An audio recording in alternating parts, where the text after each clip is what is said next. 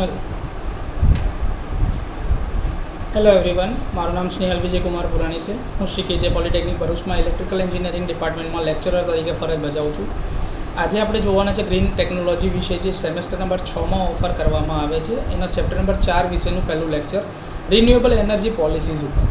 તો આજના જે પ્રેઝન્ટેશન છે એની અંદરમાં તમે જે જોવાના છો, એટલે કે લેક્ચરની અંદરમાં આપણે જોઈશું એક તો ઇન્ટ્રોડક્શન શું છે, કે ભાઈ આ પોલિસીઝ વિશે શું માહિતી જરૂરી છે, grid connected solar rooftop program શું છે, એનું ઓબ્જેક્ટિવ શું છે, સોલાર રૂફટોપ પ્રોગ્રામના ફેઝ 2 વિશેની માહિતી લેવાના છે.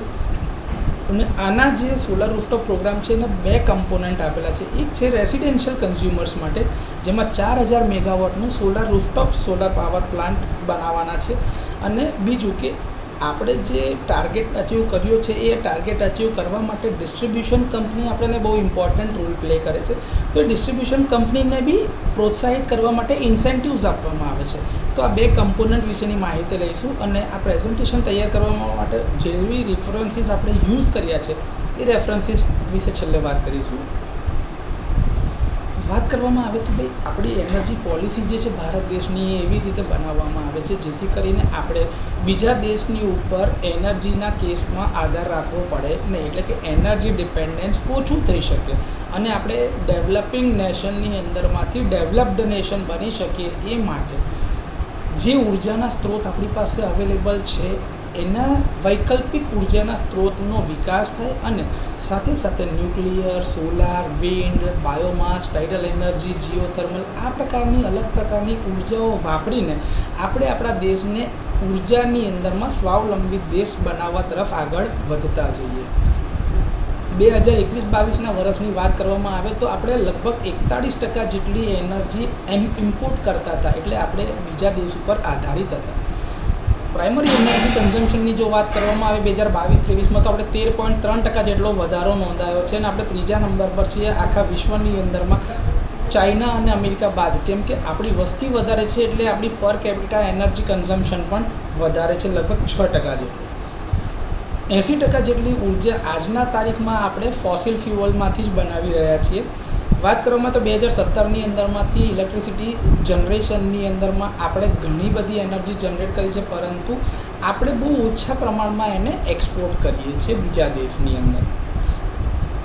વાત કરવામાં આવે ટોટલ એનર્જી કન્ઝમ્પશન તો કોલસાની અંદરમાંથી લગભગ 45.88%, એટલે કે 46% ઉર્જા આપણે ફક્ત ને ફક્ત કોલસામાંથી બનાવીએ છીએ. એવી જ રીતે 30% પેટ્રોલિયમ પ્રોડક્ટમાંથી, 60%ની આજુબાજુ નેચરલ ગેસમાંથી, 1.09% જેટલી ઉર્જા ન્યુક્લિયર એનર્જીમાંથી અને હાઇડ્રો ઇલેક્ટ્રિસિટીમાંથી લગભગ 4% જેટલી, અને રિન્યુએબલ એનર્જીમાંથી 3.40% જેટલી ઉર્જા આપણે ટોટલ 2018ના વર્ષ સુધી બનાવી રહ્યા હતા. 2018ની અંદરમાં વાત કરીએ તો આપણે જે 205.3 million tons of energy crude ઓઇલની જે છે એ ઇમ્પોર્ટ કરીને મંગાવેલી હતી. એવી જ રીતે એલએનજીના 26.3 million tons of equivalent energy, 141.7 million tons કોલસા, અને આ બધાની અંદરથી લગભગ 47% પ્રાઇમરી એનર્જી કન્ઝમ્પશન આપણું જે થાય છે એ આપણે ઇમ્પોર્ટ કરેલી પ્રોડક્ટ ઉપરથી કરી રહ્યા છીએ, જેના લીધે આપણે બીજા દેશને પૈસા ચૂકવવા પડે છે. વાત કરીએ તો આપણે એનર્જી પ્રોડક્શનના કેસમાં હજી બી ફોસિલ ફ્યુઅલ ઉપર આધારિત વધારે છીએ, અને એ ફોસિલ ફ્યુઅલ માટે આપણે બીજા દેશ ઉપર આધાર રાખવો પડે છે, જેમ કે યુરોપિયન યુનિયન્સ છે, રશિયા છે, પછી આપણે સાઉદી અરેબિયા છે, આ બાજુ જોવા જઈએ તો દુબઈ, યુએઈ છે. એટલે એ બધા કન્ટ્રીઝની ઉપર તમારો આધાર વધારે છે.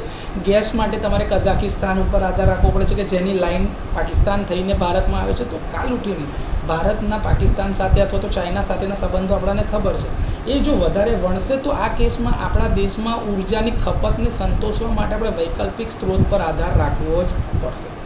2015માં આ વસ્તુને ધ્યાન પર લઈને આપણે આપણા ત્યાં આગળની એનર્જી ડિમાન્ડની ખપત પૂરી થઈ શકે એના માટે નવા વૈકલ્પિક સ્ત્રોત વસાવવાની શરૂઆત કરી હતી, અને સરકાર એ બાબતે ઘણા બધા સહાય આપે છે.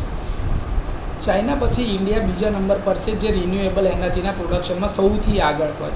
2016ની આપણે આ વાત કરી રહ્યા છે ત્યારે કાર્બન ઇન્ટેન્સિટી જે છે આપણી 0.29 કિલો પર CO2 હતી પર કિલોવોટ અવર જનરેશનની અંદરમાં 2016માં, જે અમેરિકા, ચાઇના અને યુરોપિયન યુનિયન કરતાં ઘણી વધારે હતી.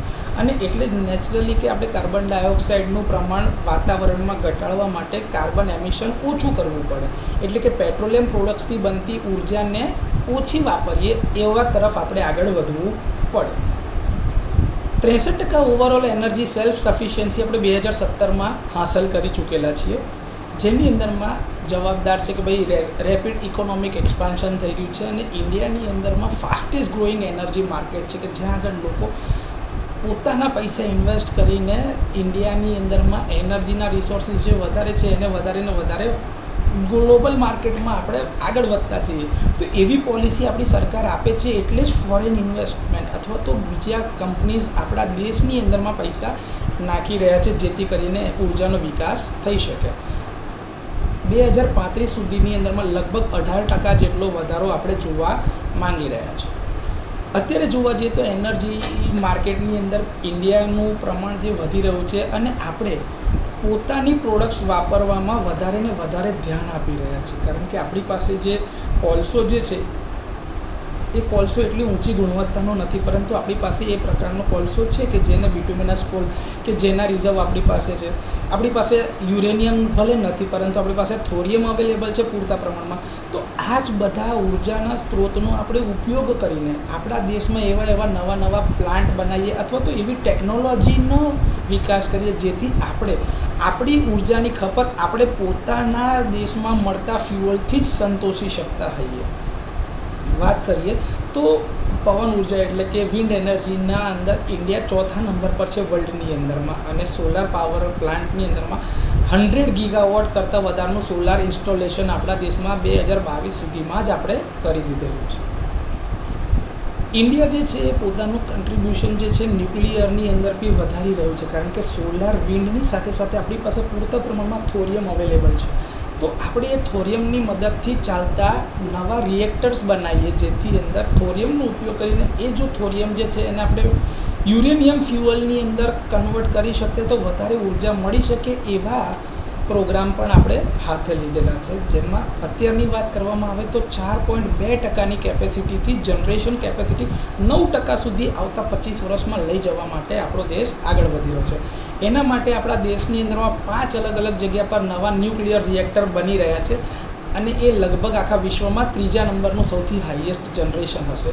અને બીજા 18 એડિશનલ આવા ન્યુક્લિયર રિએક્ટર 2025 સુધીમાં આપણે વસાવવાના છે, વિકસાવવાના છે. જો એ બની જશે તો આપણે આપણા દેશની અંદરમાં 2જા નંબર પર આખા વિશ્વમાં હશે. 2018 સુધીની અંદરમાં આપણા દેશની અંદરમાં ટોટલ 4.1%નું ઇન્વેસ્ટમેન્ટ થયું હતું, જે આખા વિશ્વમાં $1.85 ટ્રિલિયન નું ઇન્વેસ્ટમેન્ટ હતું. એના 4.1% એટલે કે લગભગ $75 બિલિયન નું ઇન્વેસ્ટમેન્ટ ફક્ત ને ફક્ત એનર્જી સેક્ટરમાં આપણા દેશમાં થયેલું છે.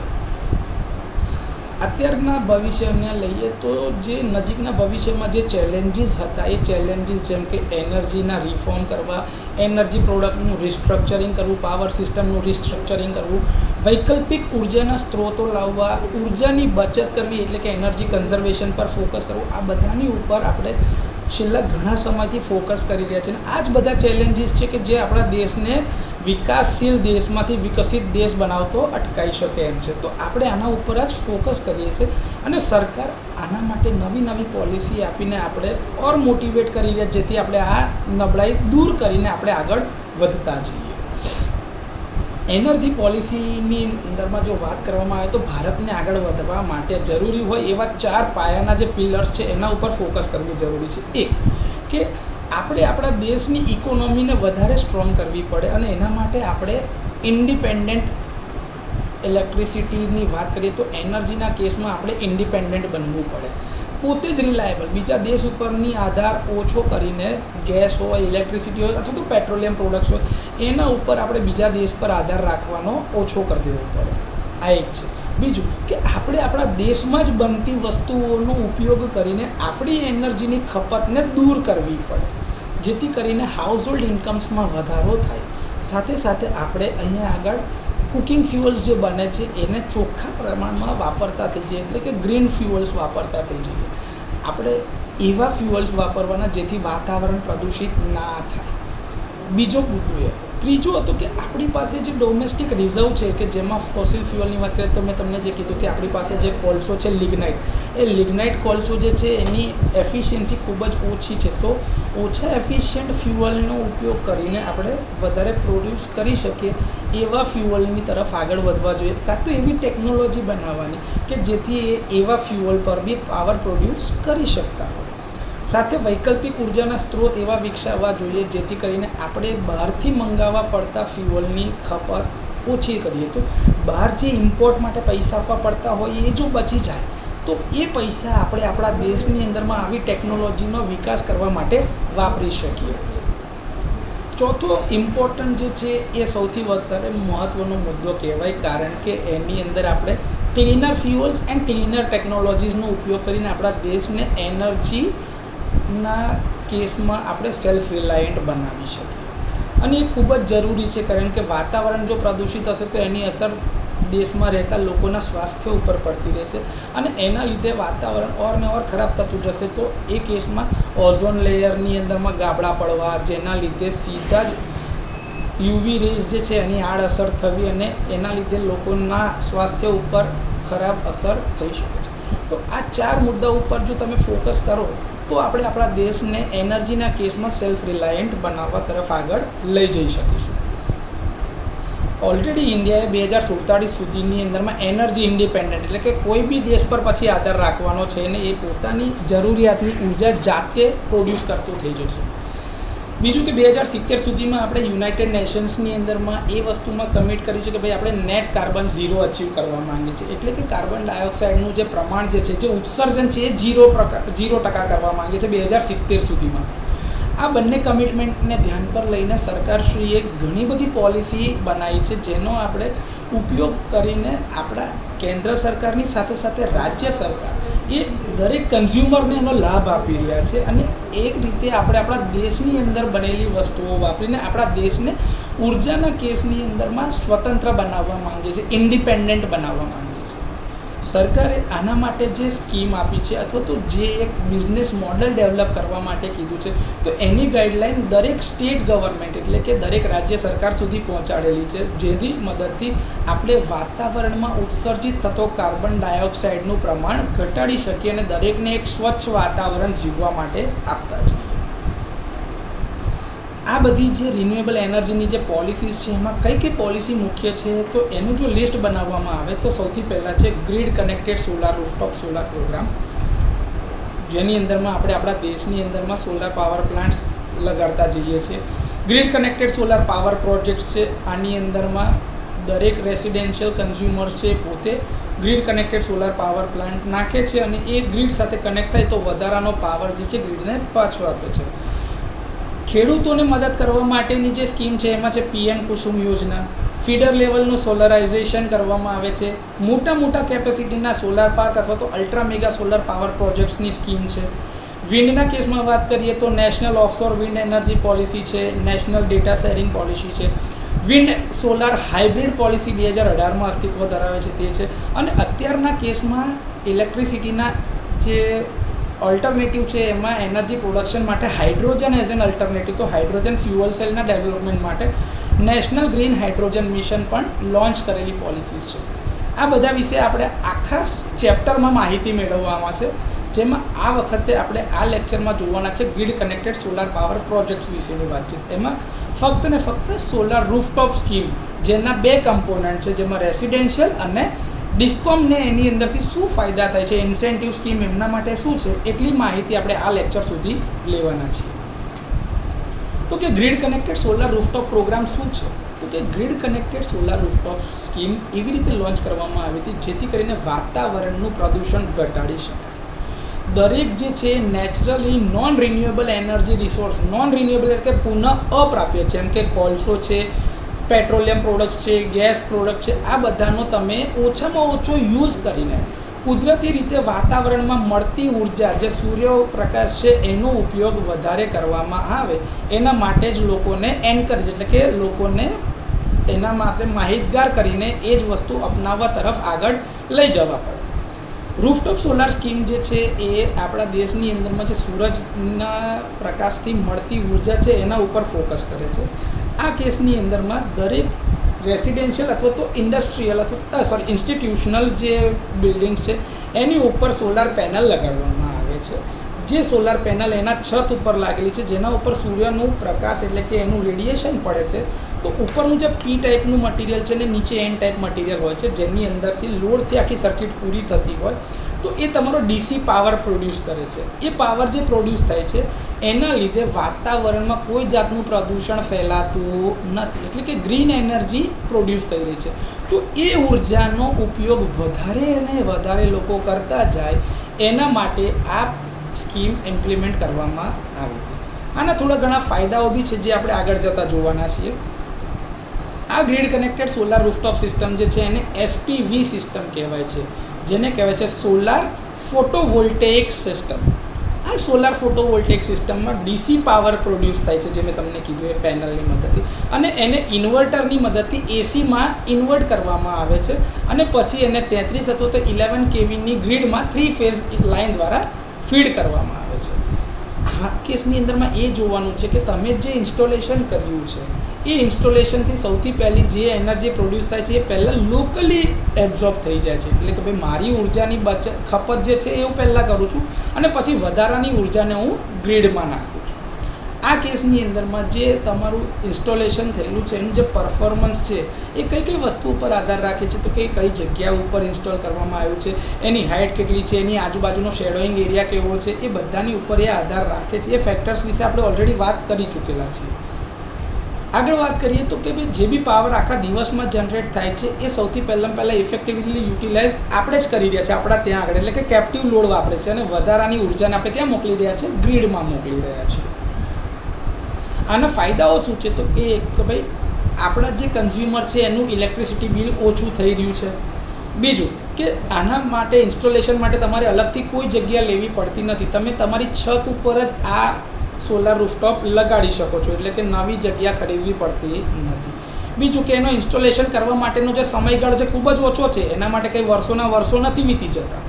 બીજું કે એના લીધે જે ડિસ્ટ્રીબ્યુશન કંપનીના જે TND લોસીસ થાય છે, ટ્રાન્સમિશન એન્ડ ડિસ્ટ્રીબ્યુશનના, એ લોસીસ ઓછા થઈ જશે.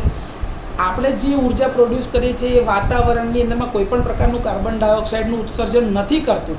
એના માટે એ લોંગ ટર્મ લાંબા ગાળાની ઉર્જાનું, કેમ કે 25 વર્ષ સુધી એની ફંક્શનિંગ ગેરંટી છે અને વાતાવરણને બી અસર કરતું ના હોવાથી એ વાતાવરણ ફ્રેન્ડલી છે, એટલે કે એન્વાયરમેન્ટ ફ્રેન્ડલી છે.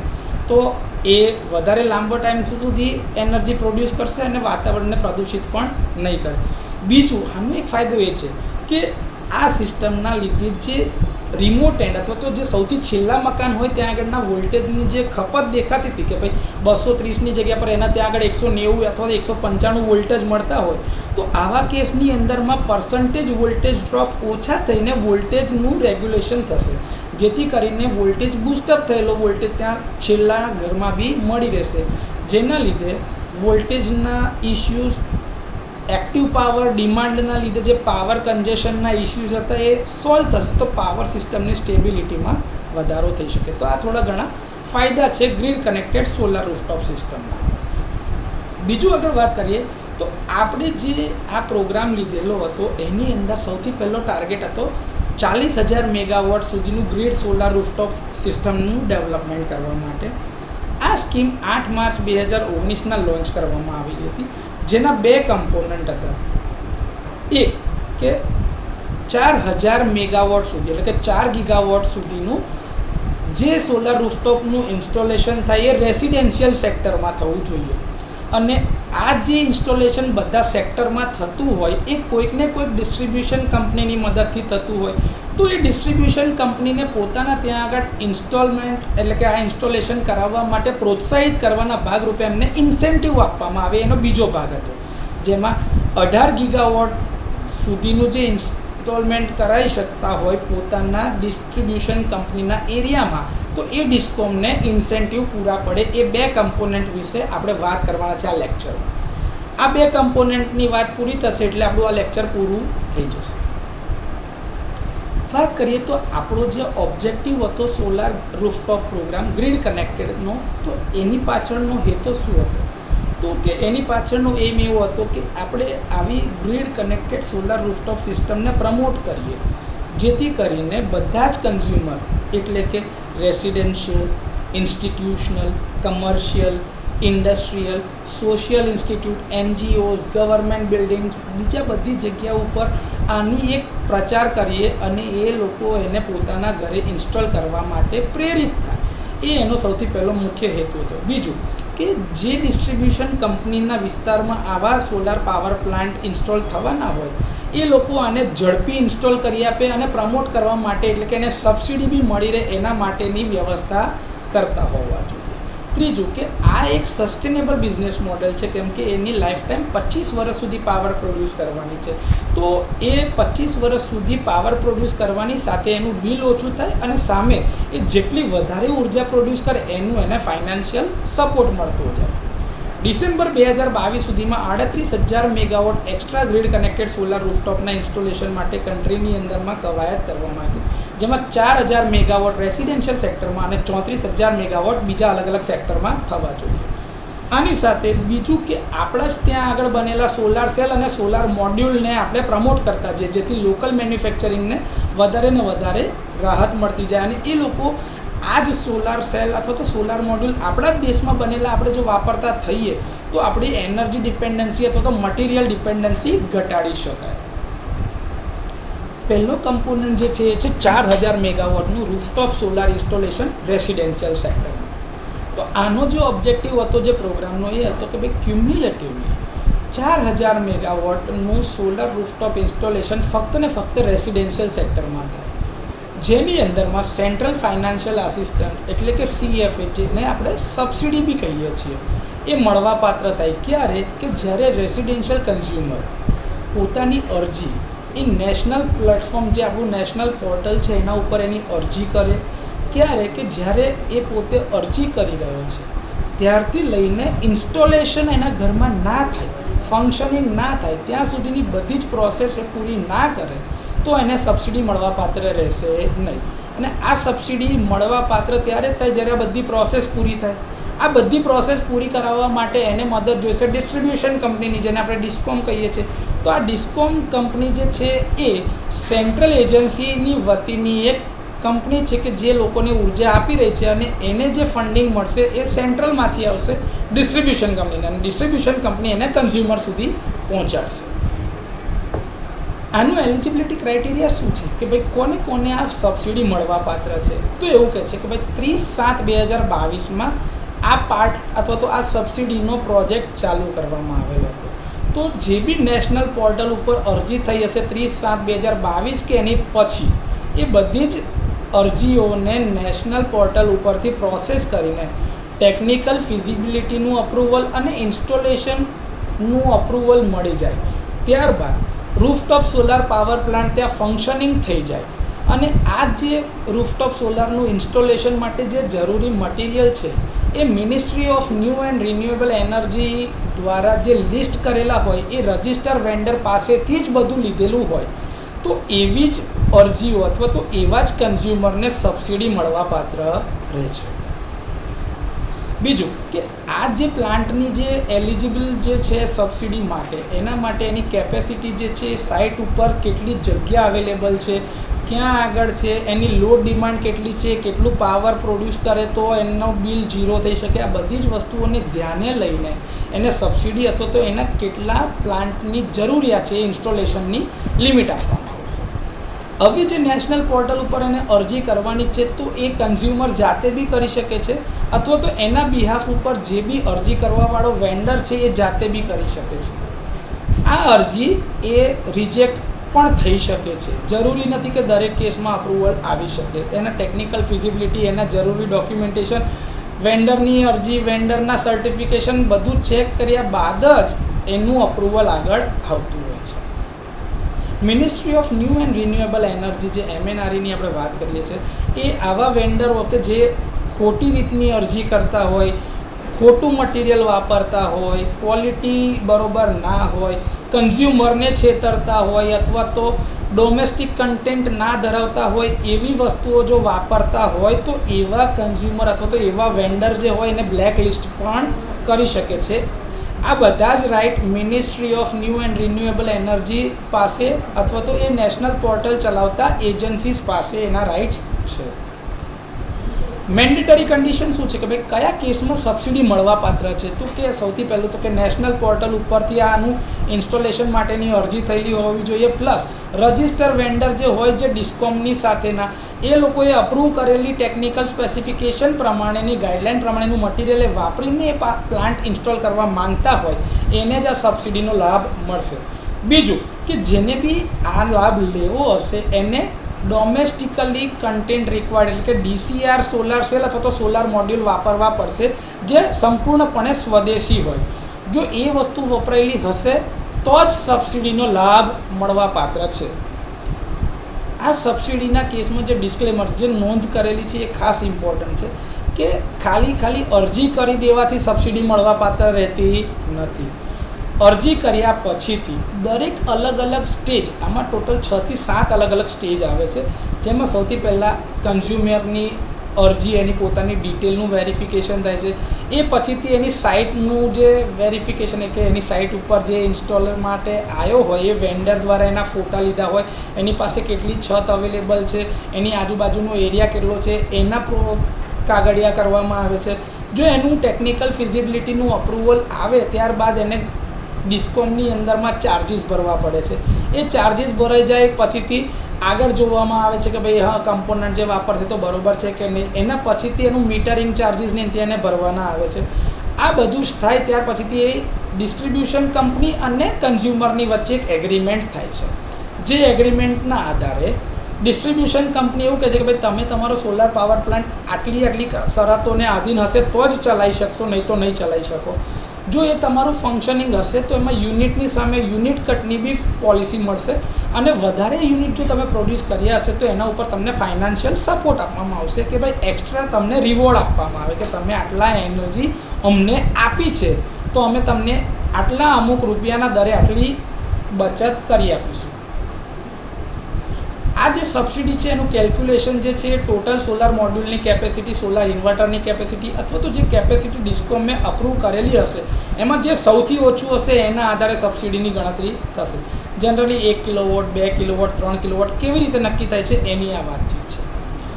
આ જે સબસિડી મળશે એ ત્યારે જ ટ્રાન્સફર કરવામાં આવશે જ્યારે તમારી સાઇટ ઉપર ઇન્સ્ટોલેશન કમ્પ્લીટ થયેલું હશે અને એ જ ડિસ્ટ્રીબ્યુશન કંપનીએ વેરીફાઈ કર્યું હશે અને એનો વેન્ડર જે છે એ પેલા લિસ્ટમાં હશે તો જ તમને સબસિડી મળવાપાત્ર રહેશે, બાકી સબસિડી મળશે જ નહીં.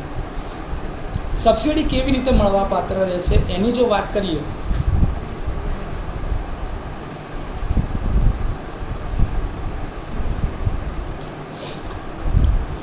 તો રૂફટોપ સોલર સિસ્ટમની જે કેપેસિટી જે છે એની વાત કરીએ તો 2.5 કિલોવોટ માટે તો કે પર કિલોવોટ તમને 14,588 રૂપિયા મળવાપાત્ર છે.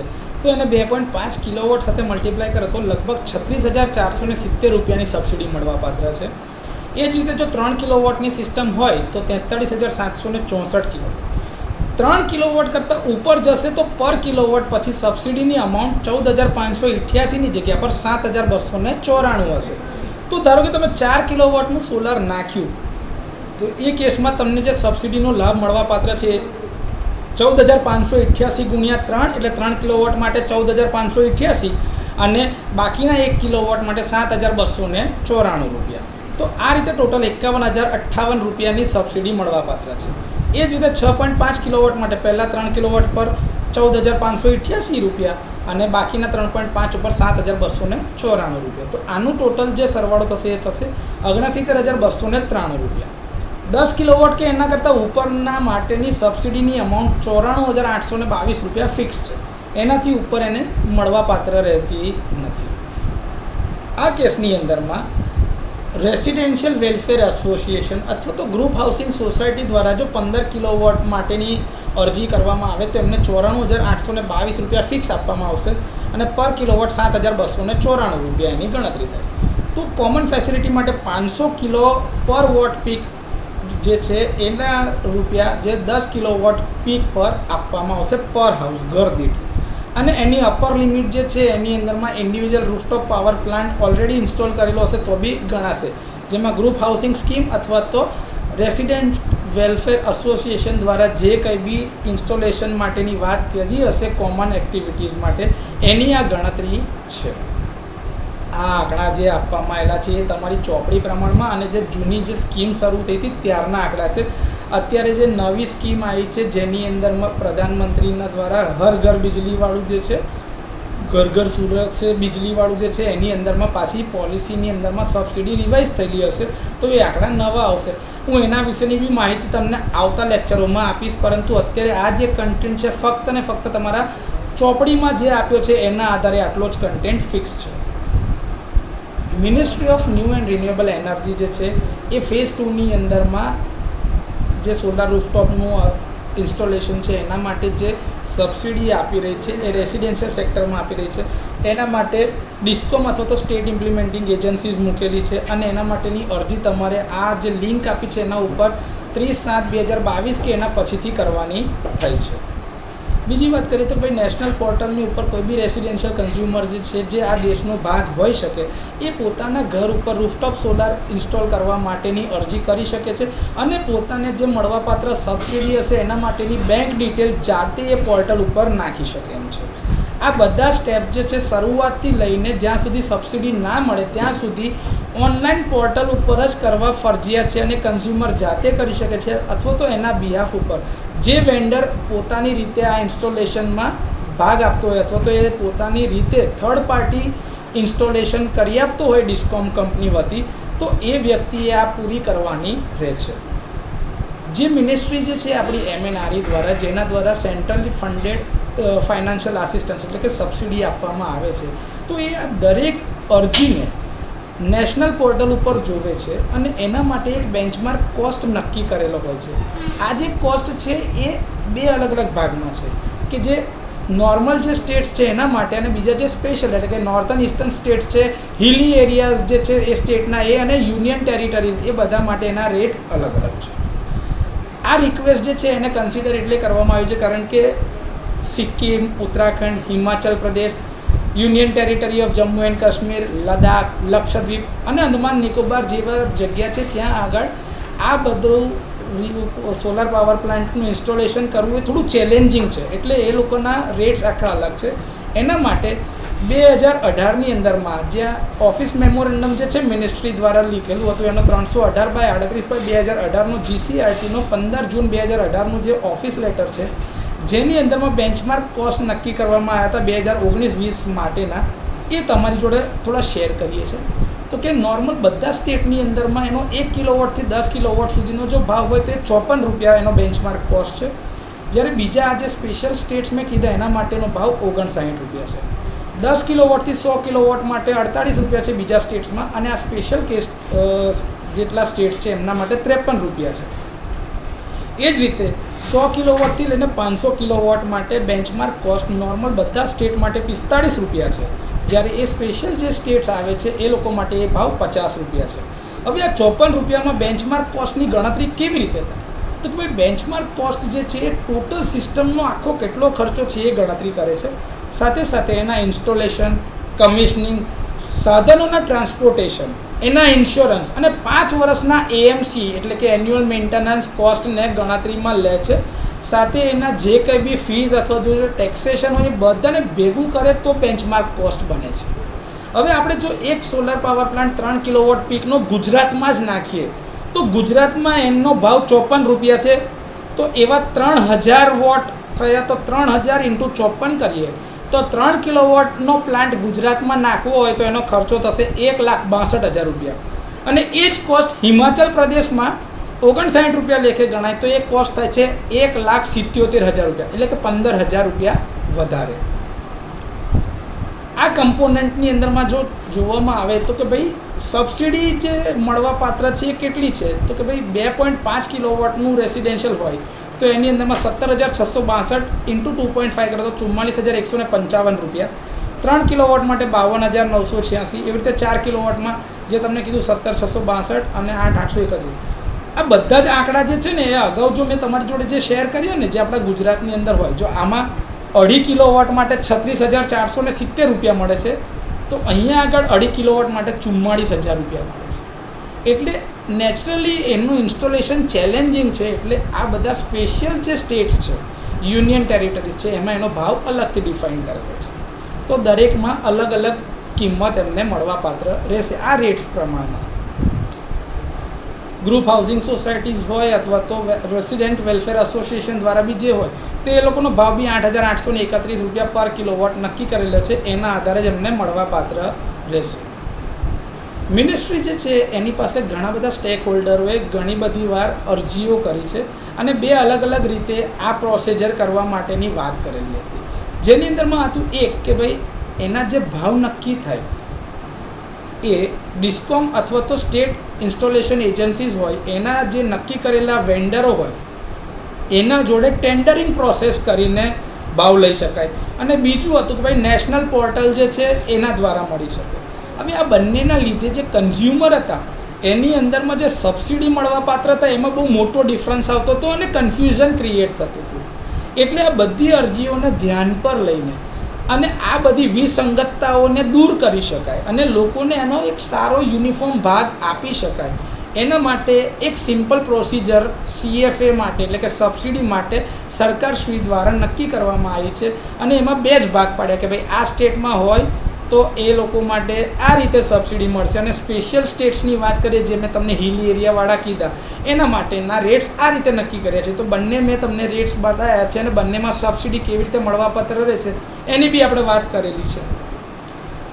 આ બધા પછીથી એવું નક્કી થયું કે ભાઈ ભવિષ્યની જે બી બીડ થાય એ બીડની અંદરમાં જે બી ભાવ નક્કી થાય એમાં 15 દિવસના ઇસ્યુઅન્સ પછી ઓફિસ મેમોરેન્ડમના આધારે જે આ ડિસ્ટ્રીબ્યુશન કંપની અથવા તો સ્ટેટ ઇન્સ્ટોલેશન એજન્સી હતા એને જેટલી કેપેસિટી ઇન્સ્ટોલ કરવી હોય રૂફટોપ સોલાર માટેની રેસિડેન્શિયલ સેક્ટરમાં તો એ ધારો કે આ સ્કીમ અથવા તો આ પ્રોગ્રામ જે ફેઝ 2માં છે એમાં આવતી હોય તો એના માટે એક યુનિફોર્મ અને ફિક્સ્ડ અમાઉન્ટની આ લોકોને સબસિડી મળવાપાત્ર રહેશે. અને એની અરજી નેશનલ પોર્ટલ દ્વારા કરેલી હશે તો નેશનલ પોર્ટલ ઉપરથી ગણતરી થઈને જે અમાઉન્ટ આવશે એ જ પૈસા એને ચૂકવવામાં આવશે.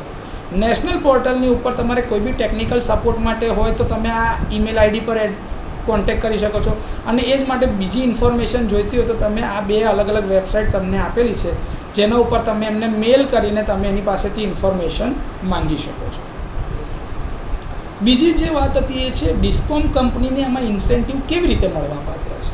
તો હવે સવાલ એ થાય કે ભાઈ ડિસ્ટ્રીબ્યુશન કંપનીને ઇન્સેન્ટિવ કેમ મળે. તો કે ડિસ્ટ્રીબ્યુશન કંપની એ પોતાના TND લોસીસ ઓછા થઈ અને પોતાના એરિયાની અંદરમાં નવું અલ્ટરનેટિવ જનરેશન સોલાર રૂફટોપની મદદથી કરી શકતી હોય તો જો એ વધારે ને વધારે લોકોને આકર્ષે અને પોતાની રીતે આ સ્કીમનો લાભ લેવા માટે પ્રયત્નશીલ હોય તો એને આગળ વધવા માટે એને પ્રોત્સાહિત કરવાના ભાગરૂપે એને ઇન્સેન્ટિવ આપવામાં આવે. તો એના માટે સૌથી પહેલાં એવું કીધું કે પહેલાં 18,000 મેગાવોટ લગીનનું રૂફટોપ સોલારનું ઇન્સ્ટોલેશન કરવાનું છે. હવે દાડે ને દાડે આપણા દેશની અંદરમાં નોન ફોસિલ ફ્યુઅલના રિસોર્સિસની જરૂરિયાત આપણે વધારતા ગયા કેમ કે એનર્જીની જ ખપત આપણે પૂરી નથી કરી શકતા. તો એ પૂરી કરવા માટે થઈને 2030 સુધીનો ટાર્ગેટ છે કે આપણે જે ઇન્સ્ટોલ્ડ પાવર કેપેસિટી છે 40% સુધી પહોંચાડી દેવાની છે. એમાં રૂફટોપ સોલાર પાવર પ્લાન્ટ જે છે એ દરેક બિલ્ડિંગના રૂફ ઉપર અથવા તો જ્યાં આગળ કન્ટિન્યુઅસલી તમને એક ઓપન લેન્ડ મળતો હોય જેમ કે છત મળતી હોય એ બધા જ પ્રિમાઇસીસની ઉપર તમે ચોક્કસ યોગ્ય ઇલેક્ટ્રિસિટીનું કનેક્શન આપો તો ડિસ્ટ્રીબ્યુશન કંપની જો એ કનેક્શન તમને કરી આપતી હોય તો એનો એક બેનિફિટ મળવા પાત્ર રહેવો જોઈએ. એને એક પ્રોત્સાહન મળવું જોઈએ જેથી એ વધારે ને વધારે આવા ઇન્સ્ટોલેશન કરાવતા જાય. રૂફટોપ સોલાર સ્કીમનું જે બેનિફિટ છે ડિસ્કોમને એટલા માટે આપવામાં આવે છે કેમ કે ડિસ્કોમને બી એનાથી ફાયદો થાય છે કે એમના ટ્રાન્સમિશન અને ડિસ્ટ્રીબ્યુશનના લોસીસ ઓછા થાય છે. પ્લસ ડે ટાઈમની જે પીક ડિમાન્ડ હતી એ ત્યાં આગળથી જ પોતે જ સોલાર રૂફટોપથી એ ડિમાન્ડ ત્યાં આગળ નજીકમાં જ સંતોષાઈ જાય. પ્લસ જે છેડાનું ઘર હતું ત્યાં આગળ જે વોલ્ટેજ ડ્રોપ થઈ જતા હતા એ વોલ્ટેજ ડ્રોપ અથવા તો વોલ્ટેજ ફ્લિકરિંગના ઇસ્યુઝને બૂસ્ટઅપ કરી શકાય, બેનિફિટ આપી શકાય. તો એટલા માટે ડિસ્કોમ પોતાના એરિયામાં વધારે ને વધારે રૂફટોપ સોલાર ઇન્સ્ટોલ કરવા માટે લોકોને આકર્ષે. 30 ડિસેમ્બર 2015ની અંદરમાં government approve grid connected rooftop and small solar power plant program ચાલુ કરવામાં 4200 મેગાવોટના રૂફટોપ સોલાર પાવર પ્લાન્ટ 2019-20 સુધીનો ટાર્ગેટ હતો જેમાં 2100 જે છે એને CFA મળી ગયેલા હતા અને બીજા 2100 મેગાવોટ જે હતા એ સબસિડી વગરના, કારણ કે તે ટાઈમે આપણે ત્યાં આગળ જે સોલાર રૂફટોપ માટેની જે પેનલ્સ મળતી હતી આપણે બહારથી સસ્તી ઇમ્પોર્ટ કરી શકતા હતા. એફિશિયન્ટ પેનલ પણ એ આપણા દેશમાં બનેલી નહીં એવી જે પેનલ્સથી તમે સોલાર રૂફટોપ ઇન્સ્ટોલ કર્યું હોય તો તમને સબસિડીનો લાભ મળવા પાત્ર રહેતો નથી. ડિસ્કોમ જે છે એને એન્કરેજ કર્યું કે ભાઈ કસ્ટમર ફ્રેન્ડલી એક એન્વાયરમેન્ટ બને, જેથી કરીને આખી જે પ્રોસેસ હોય એકદમ સ્મૂથ થઈ જાય. લોકો નેશનલ પોર્ટલ ઉપર જઈને જાતે પોતાની એન્ટ્રી કરે, અરજી કરે, ને અરજી કર્યાથી લઈને ઇન્સ્ટોલેશન સુધીની પ્રોસિજર બધી એમને ઓનલાઈન સ્ટેટસ કન્ટિન્યુઅસલી મોનિટર થઈ શકે એ રીતે એ લોકોએ આ પ્રોસેસ કરવાની રહેતી હોય છે. આ બધાની અંદર ખાલી એટલું ધ્યાન રાખવાનું છે કે મિનિસ્ટ્રી દ્વારા જે ગાઈડલાઇન અથવા તો જે રૂલ્સ એન્ડ રેગ્યુલેશન્સ આપેલા છે એનું પાલન થવું ફરજિયાત છે. જ્યાં આગળ ડિસ્કોમ જે છે એમની એક્સપર્ટીઝ વધારે છે સોલાર એનર્જી માટે, અને એ લોકોને સ્ટેટ નોડલ એજન્સીઝનો જો સપોર્ટ જોઈતો હોય તો એ સ્ટેટ નોડલ એજન્સીઝનો સપોર્ટ લઈને પોતાના વિસ્તારની અંદરમાં સોલારનું ઇન્સ્ટોલેશન વધારવા માટે પ્રોત્સાહિત કરવાના ભાગરૂપે અલગ અલગ કાર્યક્રમ પણ આયોજિત કરતા હોય છે.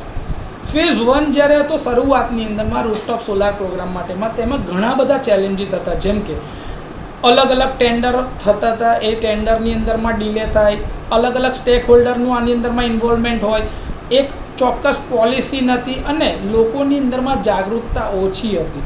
એના લીધે ફેઝ 1માં જે ચેલેન્જીસ પડ્યા તો એને મોડિફાઈ કરીને નવી ગાઈડલાઇન ઇસ્યુ કરવામાં આવી, અને ફેઝ 2ની અંદરમાં grid connected rooftop solar program માટે આ બધી જ વસ્તુનું ઇમ્પ્લિમેન્ટેશન ડિસ્કોમ દ્વારા જ નક્કી કરવામાં આવ્યું કે ભાઈ ડિસ્કોમ અથવા તો સ્ટેટની નોડલ એજન્સી જે લોકલ ઓફિસ હોય એના દ્વારા જ આવેલી અરજી માન્ય ગણાશે.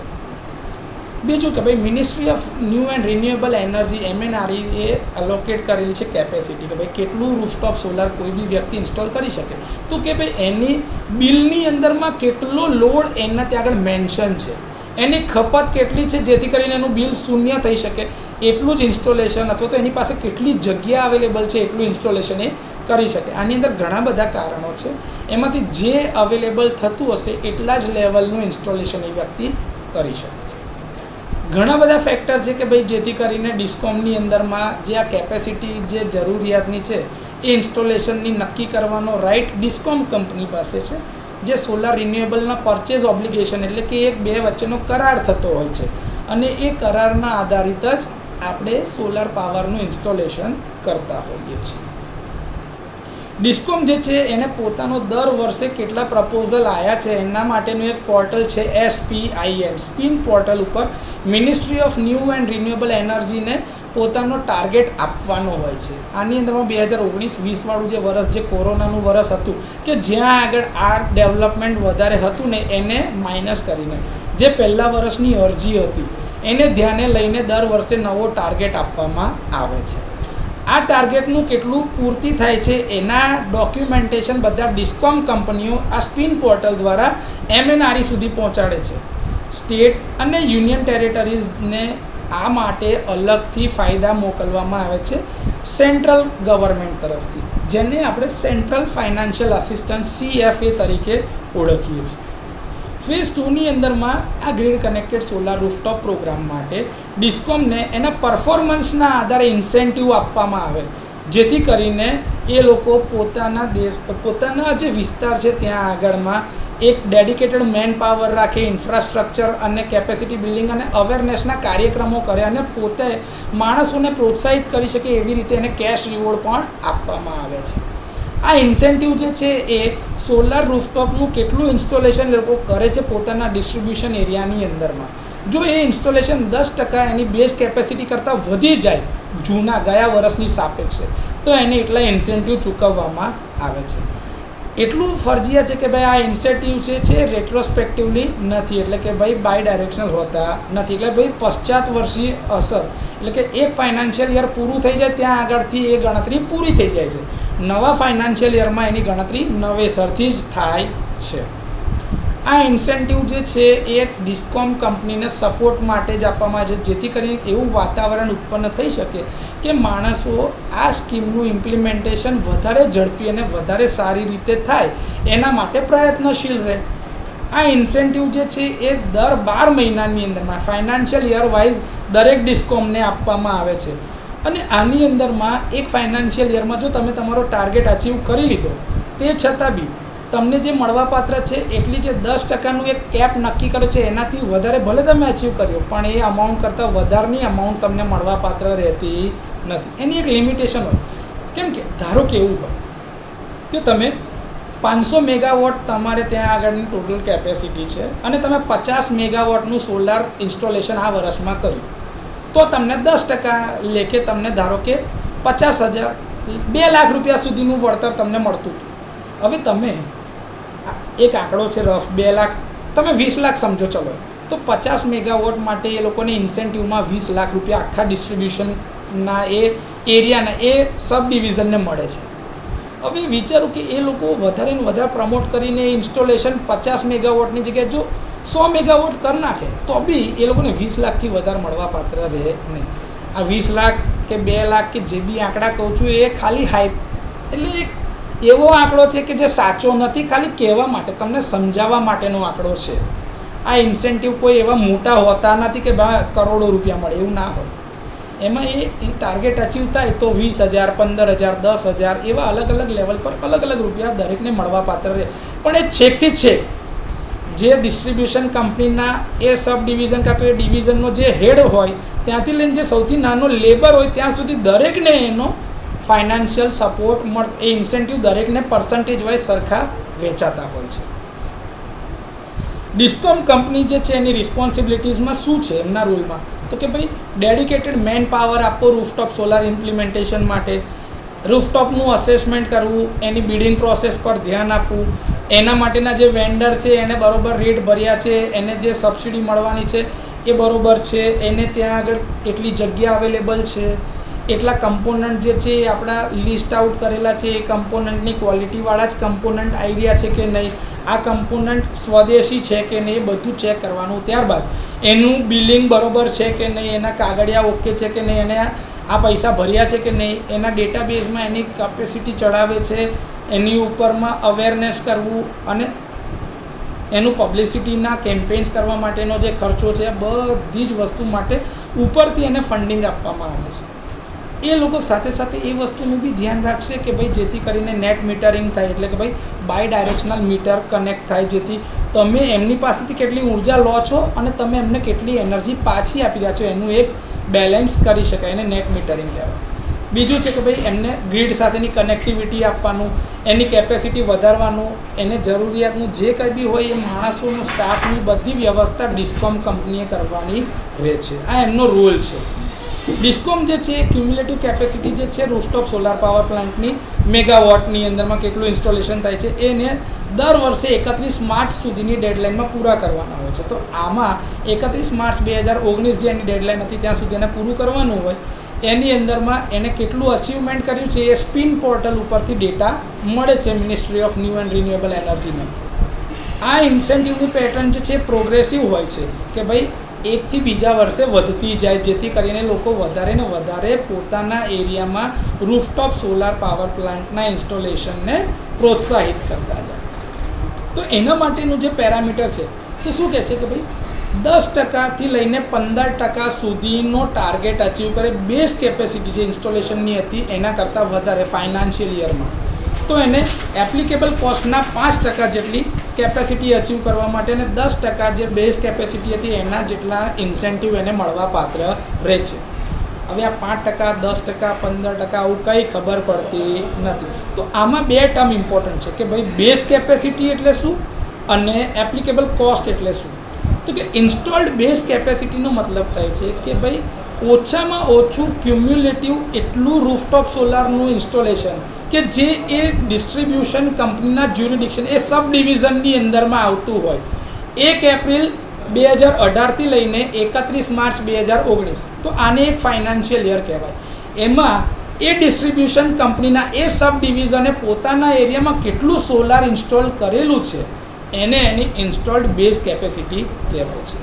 આની અંદરમાં જે રૂફટોપ સોલારની કેપેસિટી છે એની અંદરમાં રેસિડેન્શિયલ કન્ઝ્યુમર આવી ગયા, ઇન્સ્ટિટ્યુશનલ હોય તો આવી ગયા, સોશિયલ, ગવર્મેન્ટ, PSU, સ્ટેચ્યુટરી અથવા તો ઓટોનોમસ બોડીઝ હોય, પ્રાઇવેટ, કમર્શિયલ અથવા તો ઇન્ડસ્ટ્રીયલ, ગમે તે સેક્ટરના માણસો હોય એ બધાએ જો રૂફટોપ સોલાર નાખ્યું હોય તો એ બધાની ગણતરી એમાં કરવામાં આવે છે. એપ્લિકેબલ કોસ્ટ એટલે કે શું કે ભાઈ બેન્ચમાર્ક કોસ્ટ જે MNRE નક્કી કર્યો હોય એ સ્ટેટ અથવા તો યુનિયન ટેરિટરી માટે મિડ રેન્જ રૂફટોપ કેપેસિટીથી લઈને લોએસ્ટ કોસ્ટ જે બી થતો હોય એ બધા સુધીની ગણતરી કરવાની રહે છે. આમાં જે ઓછામાં ઓછો કોસ્ટ એ વર્ષે થતો હોય એને એપ્લિકેબલ કોસ્ટ કહેવામાં આવે છે. Ministry of new and renewable energy resource જે છે એ લોકોને દર વખતે આવી પોતાની એક અલોકેશન કેપેસિટી આપે છે કે ભાઈ તમારે આટલું ઇન્સ્ટોલેશન કરવું ફરજિયાત છે. જો એ કન્ડિશનને એ ડિસ્ટ્રીબ્યુશન કંપની મેચ કરતી હોય તો એને પોતે એન્કરેજ કરવા માટે સબસિડીની જેમ ઇન્સેન્ટિવ આપે છે.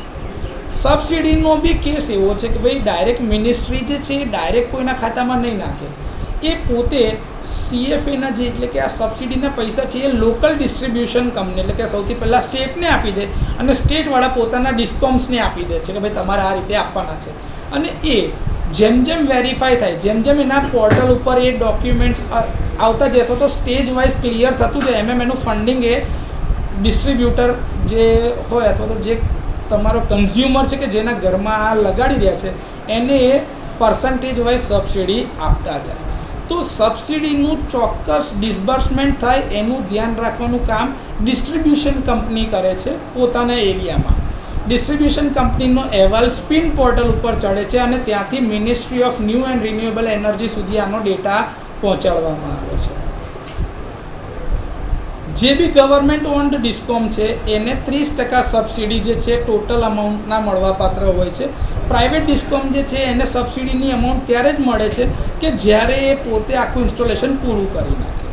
એ લોકોને એડવાન્સમાં જો આ સબસિડીના પૈસા જોઈતા હોય તો એમણે એક કરાર કરીને એ પોતે એક બાંહેધરી આપવી પડે છે કે ભાઈ અમે આટલું ઇન્સ્ટોલેશન કરાવીશું તો જ એમને સબસિડીના પૈસા એડવાન્સમાં આપી શકાય છે. બાકી પ્રાઇવેટ એજન્સીઝને અથવા તો પ્રાઇવેટ ડિસ્કોમ્સને આવા પૈસા આપવામાં આવતા નથી.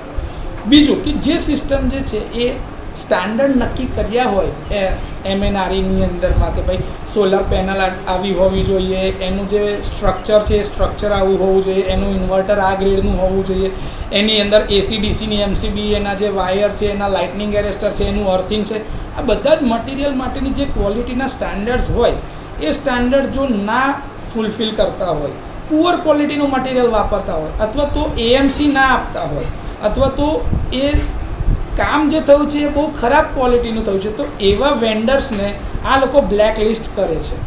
બ્લેક લિસ્ટ કરવા માટે એમની પાસે ઘણા બધા ક્રાઇટેરિયા છે. તો એ કઈ રીતે બ્લેક લિસ્ટ કરી શકે? તો કહે છે કે ભાઈ જે લોકો આવા ટેન્ડરની અંદરમાં જે બી અમાઉન્ટ અથવા તો જે બી વસ્તુ લખી છે એના કરતાં નીચેની ગ્રેડની વસ્તુ વાપરે.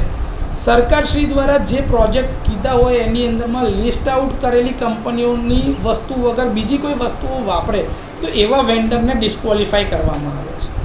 હવે આવા વેન્ડર કે જે કોઈ બી એક કંપનીનો ડાયરેક્ટર હોય અથવા તો કોઈ બીજી કંપની સાથે જોઈન થઈને ફરીથી નવેસરથી અરજી કરે કાં તો નવી કંપની બનાવે તો ઓટોમેટિકલી આવી કંપની બી ડિસ્ક્વોલિફાય અથવા તો બ્લેકલિસ્ટ થઈ જશે. કારણ કે ઓલરેડી એને વિશ્વાસ ગુમાઈ બેઠેલો છે કે આવા વ્યક્તિઓ આ કામ કરવા જોઈએ જ નહીં. તો એ લોકો ડાયરેક્ટલી એને બ્લેકલિસ્ટ કરી દેશે. બીજું કે ભાઈ બેનિફિશિયરીના ઇન્ટરેસ્ટ માટે જે rooftop solar power plant install કરવાના છે એની અરજી લોકલ ઓફિસ અથવા તો ડિસ્કોમ દ્વારા ઓનલાઈન પોર્ટલથી જ આપવી ફરજિયાત રહે છે. જો એ અરજી નહીં મળે તો એવા વેન્ડર કે જે એનો ક્લેમ કરતા હશે એવા વેન્ડરને બી આ લોકો બ્લેકલિસ્ટ કરી દેશે. આ આખી પ્રોસેસ જે છે કે જ્યાંથી અરજીનું રિસીવિંગ, પ્રોસેસિંગ અને અપ્રુવલ સુધીની બધી જે પ્રોસેસ છે બધી IT એનેબલ છે અને બધી ઓનલાઈન જ છે. ડિસ્કોમ સિવાયના બીજા કોઈ બી લોકો આને ડેવલપ કરી શકતા નથી. તો બીજા કોઈ બી પોર્ટલ ઉપર આને કોઈ ડેવલપ કરી શકતું નથી. જો કોઈ વેન્ડર ખોટી રીતે આવી અરજીઓ કરીને લોકોની પાસેથી ભ્રામકતાથી આવા પૈસા લેતો હશે તો એવા વેન્ડરને બી બ્લેકલિસ્ટ કરવામાં આવે છે. ડિસ્કોમ જે છે એ કન્ઝ્યુમરને આવા બેનિફિટ મળી રહે એના માટે અસિસ્ટન્સ આપે છે. આ જે સબસિડીનું અપ્રુવલ છે, કમિશનિંગ છે, એની કનેક્ટિવિટી છે, બધાનું ધ્યાન એ લોકો રાખે છે. જો એની અંદરમાં ક્યાંય વિસંગતતા દેખાય તો એવા વેન્ડર અથવા તો મેન્યુફેક્ચર અથવા તો સિસ્ટમના જે માણસો હશે એ બધાને બ્લેકલિસ્ટ કરવામાં આવે છે. આ જે સબસિડીનો ભાગ જે છે એ કાપ્યા બાદ કન્ઝ્યુમરને જેટલા પૈસા બાકી રહે છે એટલા જ પૈસા એને ચૂકવવાના રહે છે. એનાથી વધારાની અમાઉન્ટ એ પેલા વેન્ડરને આપવાની રહેતી નથી. સબસિડીનું ડિસ્બર્સમેન્ટ ડિસ્ટ્રીબ્યુશન કંપની દ્વારા કરવામાં આવે છે, એના વેન્ડર દ્વારા, જે પહેલાં MNRE દ્વારા રજિસ્ટર વેન્ડરના લિસ્ટમાં હોવો ફરજિયાત છે અને એણે આ પ્રકારનું સોલાર પાવર પ્લાન્ટ ઇન્સ્ટોલ કર્યું હોવું જોઈએ. કમિશનિંગ થયા પછીથી એનું જનરેશન એ ડિસ્ટ્રીબ્યુશન કંપનીના પોર્ટલ પર દેખાવું જોઈએ. આના ઇન્સ્પેક્શન માટે બી ડિસ્ટ્રીબ્યુશન કંપનીનો માણસ આવી શકે છે. જો એ ઇન્સ્પેક્શન વખતે આ રૂફટોપ પ્લાન્ટની જે ગુણવત્તા છે એ નક્કી કરેલા ધારાધોરણ કરતાં ઓછી હશે તો એવા વેન્ડરને બ્લેકલિસ્ટ કરવામાં આવે છે અને એને સબસિડીનો ભાગ આપવામાં આવતો નથી. ડિસ્કોમ જે છે એ જે ટાઈમલાઈન જે નક્કી કરી છે એ 15 થી 20 દિવસમાં ફંક્શનિંગ ના થઈ જાય તો બી આવા વેન્ડરોને નોટિસ અથવા તો બ્લેકલિસ્ટ કરવાની શક્તિ ધરાવે છે. એ લોકો પાસે આ રાઇટ્સ છે. જે ઇન્સેન્ટિવ ડિસ્કોમ કંપનીએ આપવાના છે ડાયરેક્ટલી એની જે ઇન્સ્ટોલેશન કેપેસિટી છે એના આધારે જ ચૂકવવાના હોય છે. એનાથી વધારે જો એ માંગે તો પણ એને સબસિડી મળવા પાત્ર રહેતી નથી. ગણતરી ઓલરેડી મેં તમને આગળ બતાવી છે, એ જ પ્રમાણે એની ગણતરી કરવામાં આવે છે. હવે ઇન્સેન્ટિવના જે કમ્પોનન્ટ છે એમાં કે કેવી રીતે એને મળવા પાત્ર છે, તો કે ભાઈ એક તમારું ડિસ્કોમ જે છે આ અલગ અલગ ડિસ્કોમ છે જેની કેપેસિટી 100 મેગાવોટ્સની છે. અચીવમેન્ટ જે છે એમાં 10, 12, 20 અને 30 મેગાવોટ એને ટાર્ગેટ અચીવ કરવા માટે માંગે છે કે એને ટાર્ગેટ આપેલા છે. એમાં જો 10% 10 મેગાવોટ એટલે કે 100 મેગાવોટના 10%, 12 મેગાવોટ એટલે 100 મેગાવોટના 12%, 20 મેગાવોટ એટલે 100 મેગાવોટના 20%, એવી રીતે 30 મેગાવોટ એટલે કે 100 મેગાવોટના 30% જેટલું છે.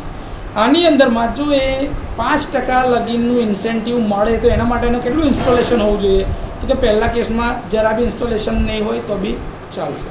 2 મેગાવોટનું ઇન્સ્ટોલેશન કરે 12 મેગાવોટમાંથી તો એને 5%ની સબસિડી મળવા પાત્ર છે. એવી જ રીતે આમાં 5 મેગાવોટનું 20 મેગાવોટમાંથી 5 મેગાવોટનું ટાર્ગેટ અચીવ કરે તો એને 5% સબસિડી મળશે.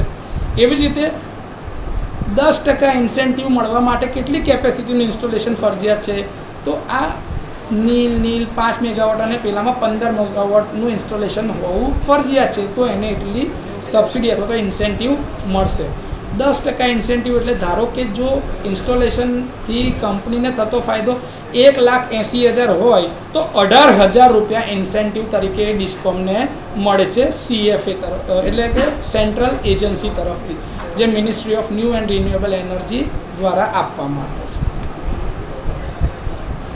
આ ઇન્સેન્ટિવ જે છે ડિસ્કોમને એ ફક્ત ને ફક્ત પહેલાં 18,000 મેગાવોટની રૂફટોપ કેપેસિટી અચીવ થઈ જાય એના પછી જ આ જે પ્રોગ્રામ લોન્ચ થયાની તારીખ પછીથી આટલી કેપેસિટી અચીવ કરવા માટે જ આ ઇન્સેન્ટિવ આપવા રહેશે.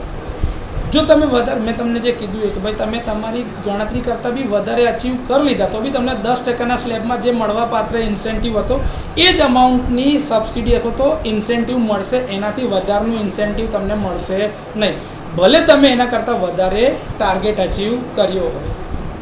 રૂફટોપ ફોટોવોલ્ટેઇક ટેકનોલોજીની અંદરમાં જે RTSથી જે જનરેશન મળે છે ઇલેક્ટ્રિસિટીનું એને આ પ્રોગ્રામમાં ગણતરીમાં લેવાનું છે. આ પ્રોજેક્ટને નેશનલ અથવા તો ઇન્ટરનેશનલ સ્ટાન્ડર્ડમાં જે સ્પેસિફાઈ કરેલા હોય એ મટીરિયલની ગાઈડલાઇન જે ministry of new and renewable energy દ્વારા ટાઈમ બાય ટાઈમ આપવામાં આવી હોય એ આ લોકોએ ફૂલફિલ કરવી ફરજિયાત છે. એટલે કે એના આધારે જ એને ઇન્સેન્ટિવ મળવાપાત્ર રહે છે. સબસિડીવાળા પ્રોજેક્ટ જે રેસિડેન્શિયલ માટે છે એના માટે સેલ અને મોડ્યુલ બધા સ્વદેશી હોવા ફરજિયાત છે. આ બધાની અંદરમાં DCR કન્ટેન્ટ વાપરવો ફરજિયાત છે. નોન DCR એટલે કે નોન ડોમેસ્ટિક કન્ટેન્ટ રિક્વાયર્ડ ટાઈપના પ્રોજેક્ટમાં સબસિડીનો લાભ મળવાપાત્ર રહેતો નથી. Grid interactive solar photovoltaic plants માટે inverter, meter, cable, mounting structure અને બીજા જે કંઈ બી કમ્પોનન્ટની જરૂર છે એ બધા જ ટેકનિકલ રિક્વાયરમેન્ટ જે આપણે લિસ્ટ આઉટ કરી છે એના જે ક્વોલિટી સ્ટાન્ડર્ડ છે એ પ્રમાણેની હોવું ફરજિયાત છે.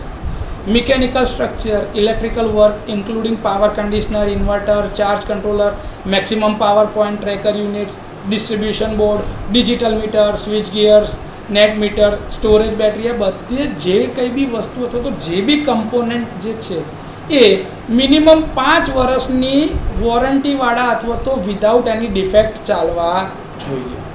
એને વોરંટી પીરિયડ એટલો તો હોવો જ જોઈએ, એ નક્કી કરેલું છે. આ વોરંટી ઓબ્લિગેશન્સ જે છે એ ફૂલફિલમેન્ટ થાય, કમ્પ્લીટ સોલાર સિસ્ટમ એ જ પ્રમાણે તમારી ચાલતી જાય તો સિસ્ટમને ઇન્ટિગ્રેટ કરવામાં કોઈ તકલીફ રહેતી નથી. અને એ સિસ્ટમ જો એકવાર ઇન્ટિગ્રેટ થાય તો એ ડિસ્કોમ કંપનીમાં સોલારનું જનરેશન એ વર્ષમાં ગણતરીમાં લેવાય છે. ઓનલાઈન મોનિટરિંગ જે સિસ્ટમ જે છે ડિસ્કોમ દ્વારા આપવામાં આવે છે, જેથી કરીને રૂફટોપ સોલાર પાવર પ્લાન્ટ કેટલો પાવર પ્રોડ્યુસ કરે છે એ સેટિસ્ફેક્ટરીલી જાણી શકાય.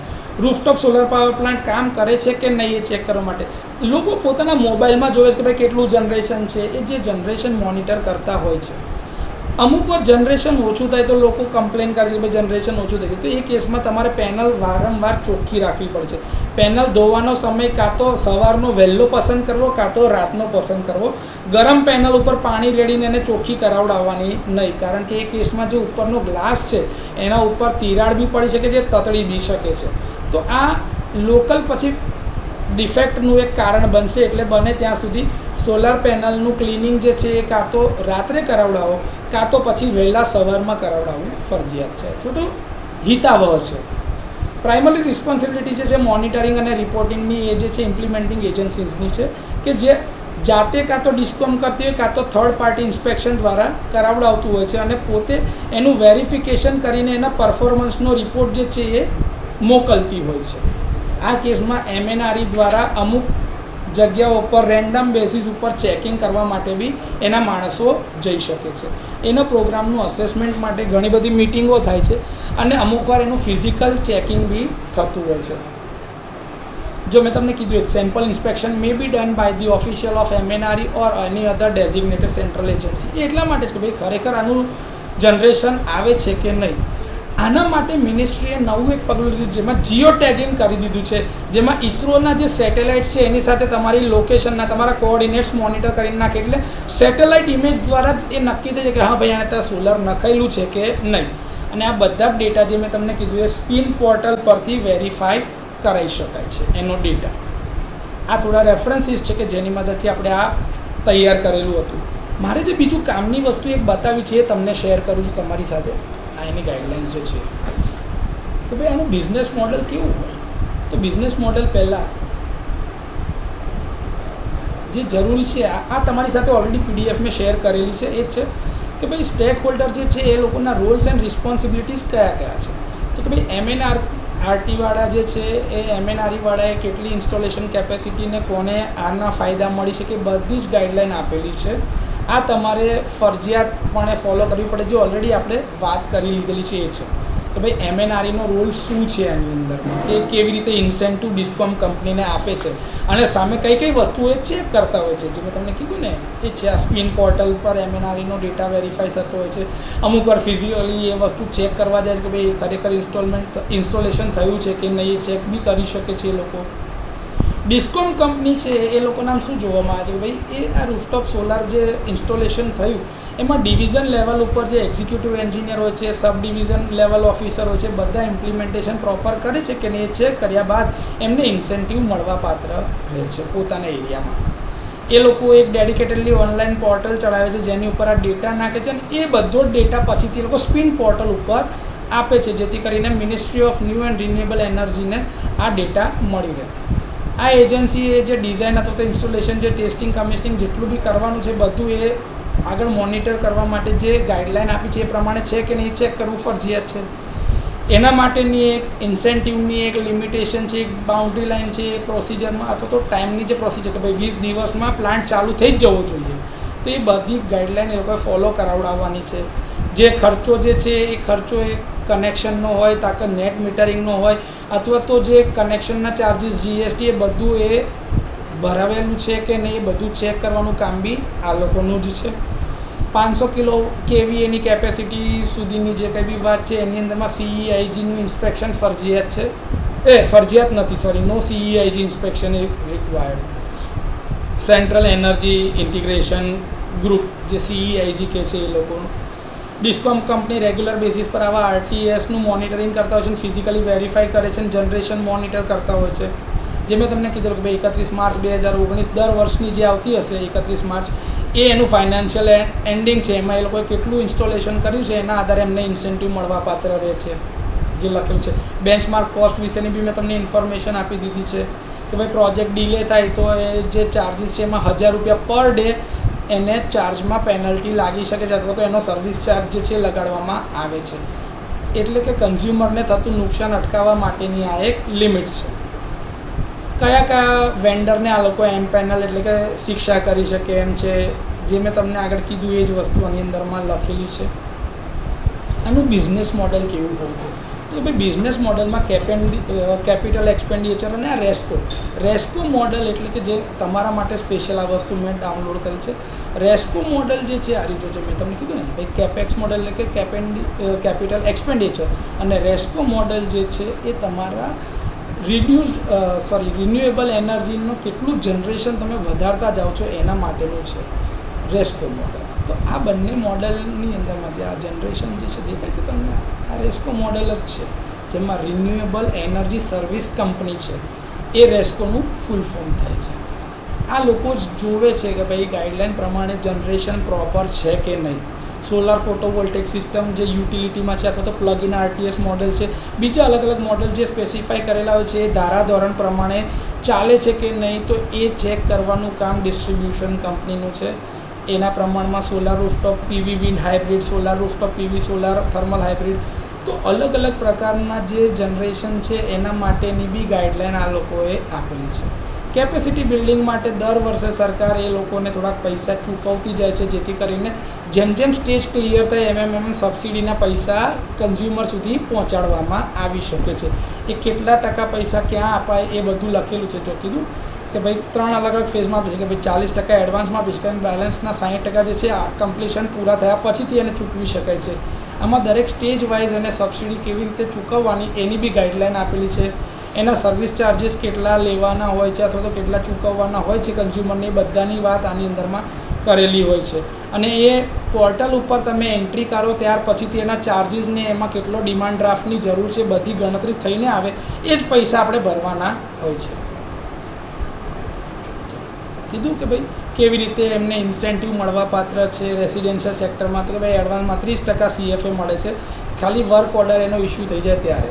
બીજો ઇન્સ્ટોલમેન્ટ 30%નો છે કે ભાઈ 30% કામ પતી ગયો અથવા તો સેન્શન કેપેસિટીનું ઇન્સ્ટોલેશન થઈ ગયું ત્યારે, અને બાકીના 40% છે કે જે ફૂલ 100% જે કેપેસિટી અમને નક્કી કરી હતી એટલું ઇન્સ્ટોલેશન થઈ ગયું, તો બાકીના 40%ની સબસિડીના જે ઇન્સેન્ટિવના પૈસા છે એને ચૂકવવામાં આવે છે. આ ઇન્સેન્ટિવ જે છે જો લખ્યું છે એ આ રહ્યું. ઇન્સેન્ટિવ દર વખતના ફાઇનાન્શિયલ યરની અંદરમાં જે ટાર્ગેટ અચીવ કરવા માટે છે એના આધારે જ એને ચૂકવવામાં આવે છે. જે રૂફટોપ સોલાર સિસ્ટમનો જે ઇન્સ્ટોલેશનનો જે ડેટા છે 2019, 20, 20, 21, 22 બધાના લિસ્ટ આઉટ કરેલા પ્રોજેક્ટની અંદરમાં સ્પિન પોર્ટલ ઉપર એનો જે ડેટા હોય એ ચડાવવો ફરજિયાત છે. Suggestive exception expectations from state government કે ભાઈ એ લોકોને કઈ કઈ વસ્તુનું ધ્યાન રાખવાનું, તો કે ભાઈ એની 100% કનેક્ટેડ લોડની કેપેસિટી કરતાં વધારે જવું જોઈએ નહીં. બીજું ડિસ્ટ્રીબ્યુશન ટ્રાન્સફર કેપેસિટી જે છે એ વધારવાની છે, જેથી કરીને તમારે જેટલી બી અરજી આવે રૂફટોપ સોલારની એ બધી મોકલાતી જાય અથવા તો અપ્રૂવ કરી શકાય, એમાં ડિનાય કરવાની જરૂરિયાત રહે નહીં. રૂફટોપ સોલાર પાવર પ્લાન્ટના પ્રોજેક્ટ જે ગવર્મેન્ટ બિલ્ડિંગ અથવા તો નવા રેસિડેન્શિયલ બિલ્ડિંગની ઉપર લગભગ મેન્ડેટરી કરી દઈએ તો એ સારામાં સારું પડે. સોલાર પાવર જે છે એને પરમિશનમાં લઈને 12 મહિનાની અંદરમાં કોઈપણ પ્રકારના બેન્કિંગ ચાર્જ વગર જ ચાલુ કરાય. સેન્કશન રૂફટોપ સોલારની કેપેસિટી જે છે એ તમારી મોનિટર થતી જાય અને એનો ડેટા કન્ટિન્યુઅસલી તમે લઈ શકતા હો. જે ટાઈમલી અથવા તો કરેક્ટલી સબમિશન જે પ્રોજેક્ટના પ્રપોઝલ હોય એ જોવાના, એને કમિશન કરવાનું, એના માટેના ફંડને રિલીઝ કરતું જવાનું. બીજી જે ગાઈડલાઇન્સ છે બધી ગાઈડલાઇન્સ બી અહીંયા આગળ આપેલી છે તમારા સુધી.